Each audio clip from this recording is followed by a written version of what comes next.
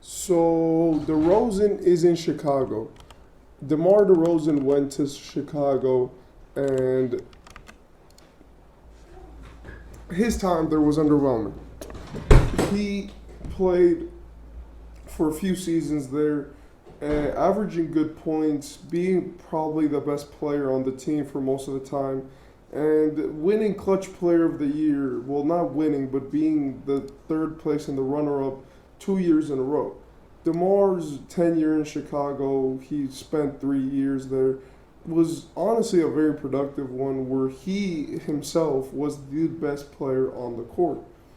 He actually revitalized his career after being in San Antonio, got two All Star appearances, got an All NBA appearance, and was able to really put himself out there as one of the better players in the league. Now, the only problem was that he was trying to win, and he went to Chicago with the hopes of winning because Chicago, when he went there, looked very good in the sense that they had just gotten Zach LaVine on a new contract. Lonzo Ball was on the team, Alex Caruso had signed, and they had Nikola Vucevic and a few other players which had been the headliners of that team. Apart from that, they had some young talent, like Kobe White, which they thought was going to be really good, Patrick Williams, which they took as a developmental piece, which they thought could be good for the future. But Chicago sucked. Like that first season, they were actually pretty good. People thought that they were going to do something, but most of that was DeMar and his brilliance. Like, if you go to that season, that especially that first season in Chicago, you could see him just completely going off, hitting clutch shots what felt like every 2 games, and being basically the superstar of the team over Zach LaVine, even though they were both playing at the same time. So the problem after DeMar did all of this was that even though he had a very consistent clip, he was good, he was great in crunch time, and he constantly did the good things for his team to win, he could not get himself into the playoffs consistently. Like they went there the first year, and then the second year and the third year they missed it, having playing losses and having troubles with their roster. This was mostly due to injury, and due to this injury, Chicago just basically decided to blow it up. In the deal that happened, basically DeMar DeRozan signed with the Sacramento Kings, which was honestly pretty expected. We all knew DeMar DeRozan was going to California as he is from California. He's lived there all of his life, and it's always been a thing for him that he's wanted to play in his home state. The only problem for him was that the Lakers had basically agreed to sign him during a few years ago, and every single time he was a free agent, they always agreed to sign him, but they never did anything. And the way that his career has played out, I mean, he's been in Toronto, he was in San Antonio, and now he's in Chicago. Then, finally, in the modern day, he's now a Sacramento King. They got this done with a 3-year, $74 million signing trade, where they basically Chicago signed him to the contract, but to not lose him for anything, they basically gave some things back. The Kings actually did not lose that much. They traded Harrison Barnes, an aging, heavy contract player, vet in the league, and a good player, which this season didn't play his best, but I imagine that he will keep going and he'll be happy in his new landing spot, because in Chicago he'll probably get a lot of play time as a vet and as a starter for his team. Harrison Barnes is a good starter, an NBA champ, a good dude, but he's obviously older now and he's a different player. They also got an unprotected 2031 pick swap to the San Antonio Spurs because this was a multi-team deal. So the Kings sent a pick swap to the Spurs, and they sent Harrison Barnes and Chris Duarte, I'm pretty sure, to so that the Spurs could give 2 second-round picks to the Bulls.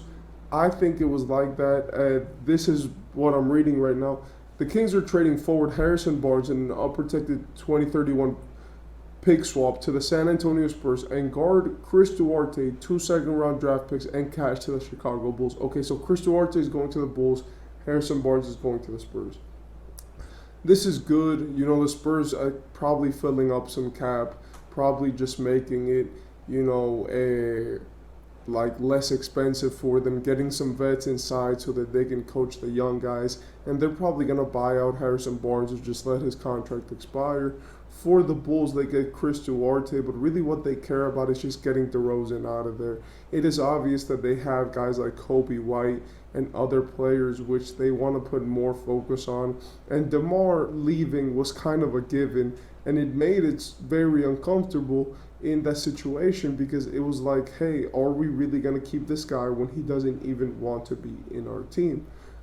Demar is now very happy. Obviously, he wanted to go to LA, but the Clippers are in shambles and they don't want to pay luxury tax. And in the same way, I think that it honestly would have been better for DeMar and for the Clippers if they could have just signed and traded him for Paul George, but I don't think the Chicago Bulls want to do that. In my opinion, I think this DeMar trade is kind of messy. I think it was done just to get DeMar out of Chicago. I think they could have gotten much more out of him. But I also do think that it was done in a certain sense more for the industry and for Chicago as a whole just to have a clean sheet.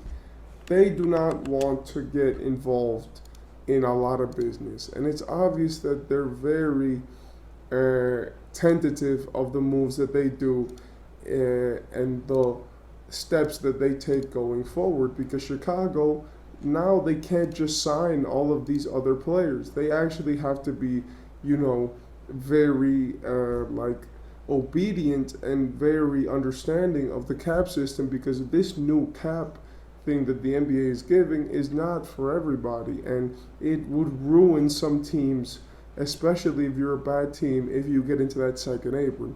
If you guys don't understand, there's a first apron and a second apron, and this is basically means if you spend too much money, you go to the first apron. If you spend more than that, you go to the second apron. And basically, the NBA will give you consequences for spending too much money and going over the cap. This is very important, as the Bulls now can't just go and play with their money the way that they've been doing for the past few years.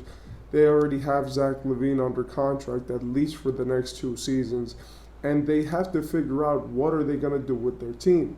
For the Bulls fans, I think this is probably the happiest that you are in a while. DeMar was great for you guys, and him leaving is more of a testament to how bad the Bulls were, not to how unloyal DeMar was. And now DeMar gets to go to a situation where he's probably very happy and he gets to be in his state. Meanwhile, the Bulls are finally letting go of this talent that they have and actually focusing on being bad for a season and getting draft picks. In my opinion, I think it's a good trade for the Kings, as Harrison Barnes looked terrible in the playoffs last season, and not in the playoffs, but I mean more in like the playing tournament and in the regular season, I'm sorry. Also, they need more firepower, and it is obvious that DeMar, this is kind of a move that they're doing just to force something and try to make something happen. For the Bulls, obviously the step forward is necessary, and as you know, the Spurs benefited from this, and it makes sense as all of these teams which were trash but were living in purgatory, like the Bulls, which was where they weren't good enough to win, but they weren't bad enough to lose, now have basically just shifted to let's be trash for a few seasons. Now the Bulls sit comfortably. They have no expectations for next season. They're probably going to let Zach LaVine go crazy. And honestly, for the next season, they have a very low amount of players. They have Lonzo, they have Zach LaVine, they have Vucevic, they have Kobe White. And then they have, obviously, some of their young guys like Ayo Dosunmu, Josh Giddey now, and Patrick Williams, which are all coming back. But if we're being 1,000% honest, this Bulls team is not going to win anything. They're just gonna go out there, and now that they have the young guys, now that they have the developmental pieces, they're just going to be trash.